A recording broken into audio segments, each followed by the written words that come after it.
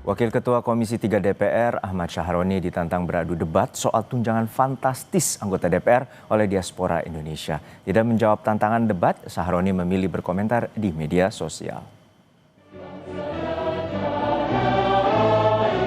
Tunjangan fantastis yang diterima anggota DPR terus menjadi perbincangan panas di masyarakat. Di sosial media, banyak warga membagikan protes mereka terhadap berbagai fasilitas mewah yang diterima anggota DPR yang dinilai sangat kontras dengan kondisi ekonomi masyarakat. Aku bener-bener murka banget ya lihat kearoganan dari karyawan kita di DPR, Ahmad Syaroni dari Partai Nasdem. Kenapa kita minta untuk bubarkan DPR? Satu, mereka udah gagal dalam menjalankan mandat dari masyarakat yang diberikan kepada mereka. Negara kita sedang defisit. Pemerintah mau mengeruk pajak sebesar-besarnya dari mulai pendapatan, PPN, dan lain sebagainya, sampai pajak PBB juga mau dinaikin secara luar biasa kan sama pemerintah. Udah dari situ, kita, Indonesia, menghabiskan APBN tahun 2025 sebanyak 9,96 triliun. Sebesar itu untuk DPR RI. Diaspora Indonesia, Salsa Erwina Huta Galung menyebut, kesenjangan penghasilan anggota DPR dengan penghasilan rata-rata masyarakat Indonesia sangat jauh. Di Singapura, datanya gaji UMR individu, masyarakat UMR nih ya, berarti kan itu standar ya, itu gaji parlemennya hanya 2,6 kali lipat lebih besar dibandingin dari UMR. Di Malaysia, ini salah satu data tertinggi yang aku lihat ya, di Asia juga, yaitu 9 kali lipat, Kak.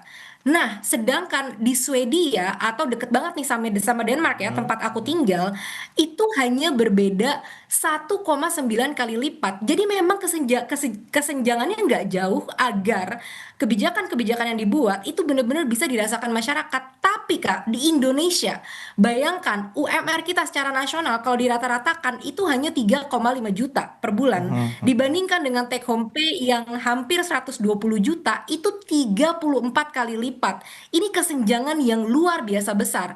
Kedua, masalah keadilan ya Kak.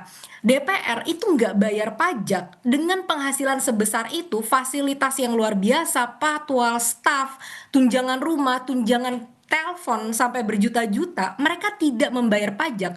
Kita bandingkan dengan masyarakat yang sebelum kita terima gaji, itu pajak kita udah dipotong langsung.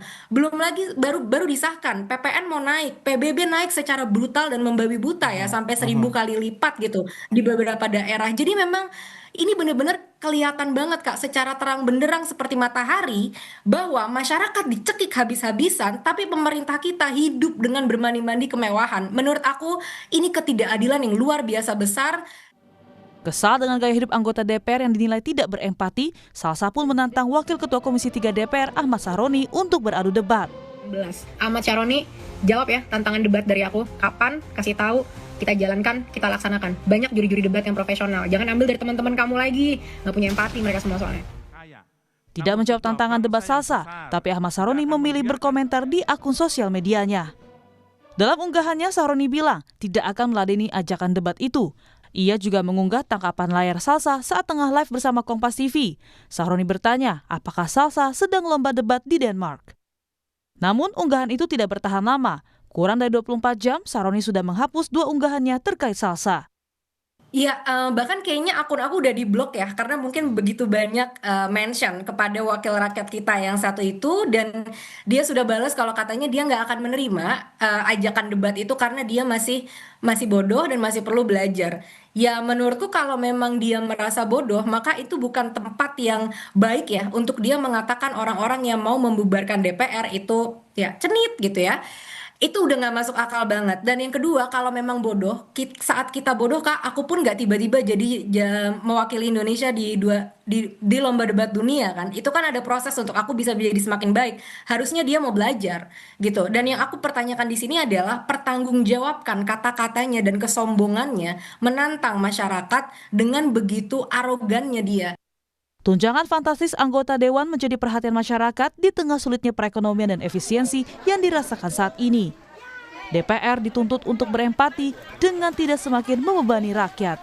Apa sih capaian pekerjaan kamu sampai saat ini gitu ya? Aku lihat kamu di Instagram seneng banget tuh untuk pamer-pamer kekayaan ya kan. Wah, crazy rich Indonesia man sultan gitu. Motornya, mobilnya, wow, wadidaw, kaya banget lu bro. Kalau beneran kaya dan udah kaya, kenapa masih maruk mau mempertahankan tunjangan dari pajak hasil kerja rakyat Indonesia yang bekerja dengan sangat keras, sangat jujur, desak-desakan di transportasi, susah cari pekerjaan yang pengen kamu pajakin kemana-mana itu. Ngapain mau ngambil duit kita kalau memang kamu sudah crazy rich? Di tengah riuh rendah polemik